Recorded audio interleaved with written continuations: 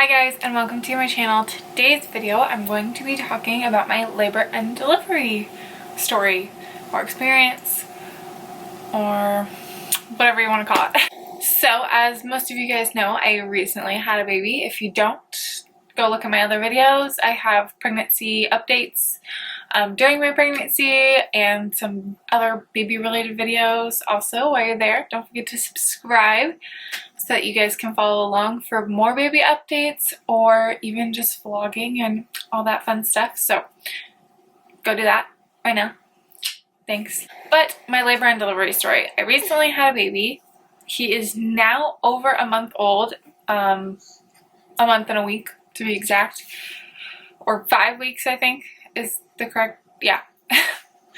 He's 5 weeks currently now. So it has been a little while and I've been a little delayed on this video, but keeping up with 2 kids has been pretty crazy, I got to say. Also, that's him making noises right now. But I finally am getting around to making this video, so let's just jump right into it. Well, let's rewind to the week before, the 2 weeks before. I had major Braxton Hicks and major cramping and major uncomfortableness. I was miserable and I just wanted him out so bad. I was just so insanely uncomfortable. So, you know, I saw my doctor. She did a membrane sweep on Friday, June 21st. And that was my doctor's appointment. It was my 38-week checkup, even though it was about to be 39 weeks on Saturday, right? Sunday. I don't know what I'm doing. On Sunday, I was about to be 39 weeks. So 2 days before it was my 38-week checkup. It was all messed up.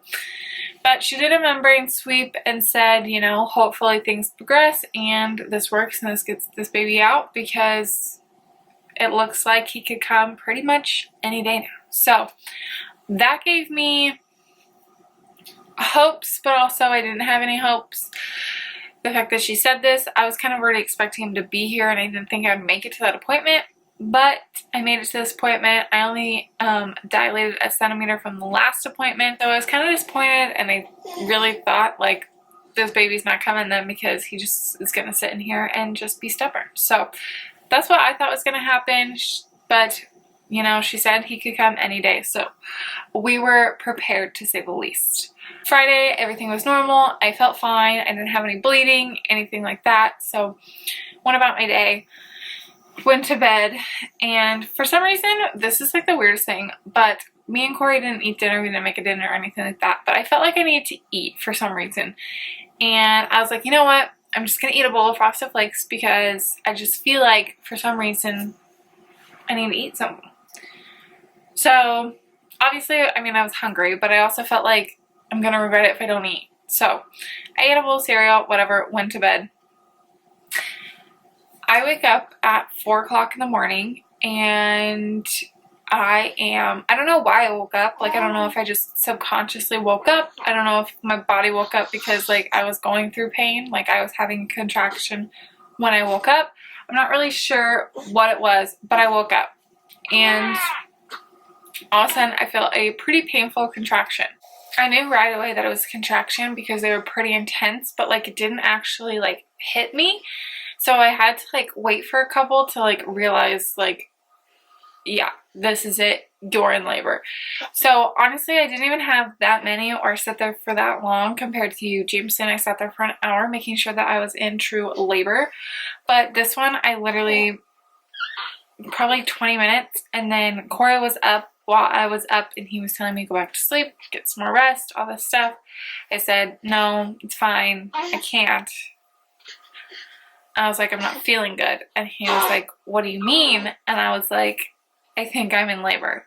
So we lay there for a little bit. I have my contractions, you know, we take our time. So we lay there for a little bit, and then finally I was like, okay, like I'm gonna hop in the shower real quick. I wanted to shower before, you know, I just kind of wanted to labor at home as best as I could until I felt the need like I had to go to the hospital. So I took a shower and I did my makeup, and the unfortunate thing about that is if you do have contractions and it's true labor and stuff like that, while you contract, I don't know what it is, but you get all worked up and you get very sweaty.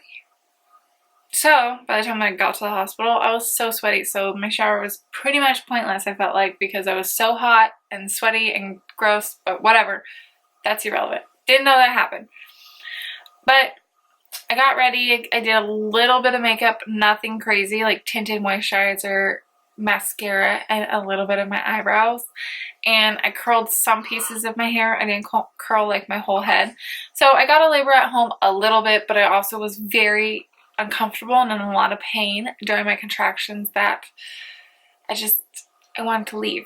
So I was trying to do my best to stay at home, but we finally, I told my mom and said, hey, like, we're going to the hospital. I'm having contractions. We were kind of waiting for Jameson to wake up, and we were being pretty loud too, so we were hoping we could say bye to him before we left, but unfortunately we could not. But I kind of think that worked out for the better, because I think I didn't want him to be upset that we were leaving without him and that kind of stuff. So anyways, we leave and we go to the hospital. This time it was probably 6 o'clock, so I labored at home for pretty much 2 hours. It was 6 o'clock, around 6 o'clock when we got to the hospital. You know, they checked us in and did all that stuff, which that lady took forever when having contractions. Oh my gosh. But they checked us in and we went into the triage so that they could check to see if I was in true labor, to see if I was ready to be, you know, put into a room, if, you know, it was my time. So she checked me and I'm waiting for her, and she goes, you're 7 centimeters dilated. Now, to me, that was absolutely insane, because I felt like, okay, I'm almost there. I'm almost done. Like, this is it. I wanted to do it without an epidural, but when she came in and asked, are you going to do an epidural or no? And I said, yeah, I'm going to need the epidural. I just, like, during my contractions, I was like, oh my gosh, this is so painful. Give me something right now to relieve this. In between my contractions, I was completely fine, totally normal, and I felt great. And I was like, I could probably do it without an epidural. And then I was like, every time a contraction came, I was like, nope, can't, sorry. So I've had an epidural before, and I know the feeling of it, and I knew how it worked, and that it wasn't painful at all, in my opinion. I don't think getting an epidural is painful at all. So if you're worried about the pain of an epidural, it's not painful. You can't even feel it. You feel the needle poke you that is numbing you, but you can't feel the actual other epidural needle. So just a heads up for anyone that's wondering. But I told her I wanted the epidural. You know, they got our room ready and we moved to another room.